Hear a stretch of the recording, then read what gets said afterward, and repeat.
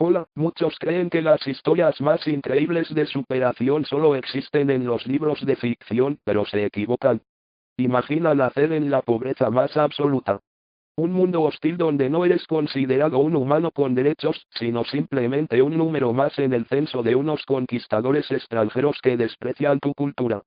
Imagina ver a toda tu familia morir de hambre por culpa de las plagas en cuestión de unas pocas semanas. Tener que cavar la tierra con tus propias manos para enterrarlos tú mismo, sin un mísero trozo de tela limpia para cubrir sus cuerpos porque no te alcanza el dinero. Y, por si fuera poco, terminar viviendo como un monje mendigo, vagando por los caminos y pidiendo un trozo de pan por piedad solo para estirar tu dolorosa existencia un día más. Cualquiera que viera a ese joven descalzo y desnutrido pensaría que su vida estaba destinada al olvido absoluto, a ser una estadística trágica más de la historia. Pero el destino tiene un sentido del humor bastante retorcido. Ese mismo mendigo, unas pocas décadas más tarde, lideraría una rebelión armada masiva, expulsaría a los temibles herederos de Gengis Khan del trono y se coronaría como el emperador absoluto de la nación más poderosa, rica y avanzada del planeta Tierra, fundando la legendaria dinastía Ming. Esta no es la campaña de un videojuego de rol o de estrategia medieval, es la historia real de Zhuge Bienvenidos a este viaje por las entrañas de la China imperial, para entender cómo un campesino analfabeto y huérfano logró sentarse en el trono imperial. Primero tenemos que analizar el mapa de la China del año 1340. En ese momento, el territorio estaba gobernado por la dinastía Yuan.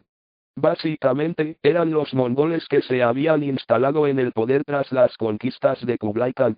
El problema era que los mongoles eran guerreros brutales a la hora de conquistar territorios, pero resultaron ser administradores bastante mediocres.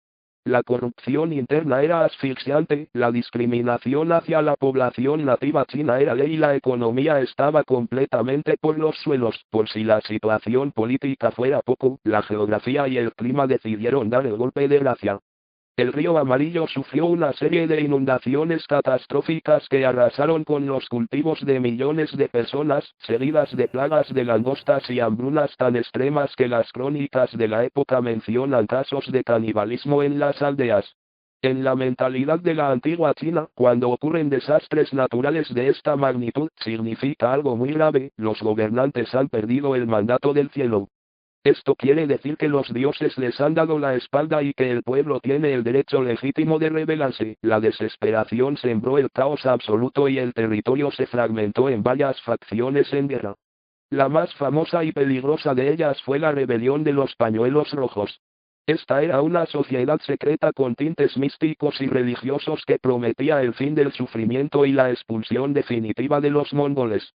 Nuestro protagonista, Zhu Yuanzhan, harto de ver morir a su gente y con una mente táctica brillante que nadie vio venir, decidió unirse a ellos como un simple soldado raso.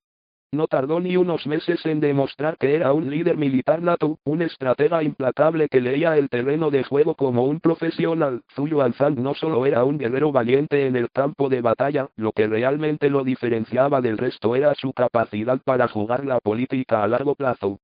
Mientras otros líderes rebeldes y señores de la guerra se peleaban entre sí por ver quién tenía el ego más grande, capturaban ciudades solo para saquearlas o celebraban victorias antes de tiempo, Zhu se concentró en una estrategia de 3 pasos esenciales: asegurar la producción de comida para que sus soldados jamás pasaran hambre, ganarse el respeto de los intelectuales y sabios confucianos para saber cómo gobernar, y construir murallas defensivas que fueran completamente impenetrables. Su lema personal era: construye murallas altas, almacena grano a tiempo y no te apresures en reclamar el trono. Una jugada perfecta de gestión de imperios. En el año 1363, esta mentalidad estratega se puso a prueba en la batalla del lago Poyang, que hoy en día es considerada una de las batallas navales más grandes de la historia humana por la cantidad de combatientes. Imagina la escena: cientos de barcos gigantescos, verdaderas fortalezas flotantes de madera con múltiples pisos de altura, chocando violentamente en un inmenso lago interior. Zhu Yuanzhang estaba en una tremenda desventaja numérica frente a su principal rival rebelde, que quería el control de toda China. Sin embargo, usando tácticas de distracción, naves de ataque rápido cargadas de pólvora y fuego, y aprovechando de forma magistral los cambios en las corrientes del viento a su favor, logró incendiar y destruir por completo a la flota enemiga. Fue una victoria absoluta, con sus enemigos locales eliminados y el sur de China bajo su control absoluto. Zhou dirigió sus ejércitos victoriosos hacia el norte, directo al corazón del poder mongol, la capital Janbalik, lo que hoy conocemos mundialmente como Pekín. Los mongoles, debilitados por sus propias disputas dinásticas internas y aterrorizados por el avance del ejército de Zhou, decidieron que no valía la pena morir en las murallas y se retiraron hacia las estepas del norte. La reconquista del territorio ancestral chino había terminado. En el año 1368, en la histórica ciudad de Nankín, aquel niño que un día lloró de hambre se vistió con las majestuosas túnicas imperiales amarillas y adoptó el nombre de emperador Ongwu. Decidió nombrar a su nueva era como Ming, una palabra que significa literalmente brillante. Su objetivo era mandar un mensaje claro al mundo: la larga oscuridad de la ocupación extranjera había terminado y una era de luz y esplendor nacional estaba comenzando, pero la historia nos ha enseñado que alcanzar el poder absoluto desde lo más bajo de la sociedad cambia la mente y la psicología de cualquiera. El nuevo emperador se volvió un hombre sumamente paranoico, obsesionado día y noche con la idea de que todos los que lo rodeaban estaban conspirando en secreto para quitarle la corona que tanto sudor y sangre le había costado conseguir. En la segunda parte, nos adentraremos en el lado más oscuro, tenso y fascinante de este nuevo imperio. Analizaremos la creación de los Jinjibei, una red de espías imperiales letales, las brutales purgas de ministros dentro de la corte, y cómo el diseño de la ciudad prohibida cambió para siempre la geografía del poder.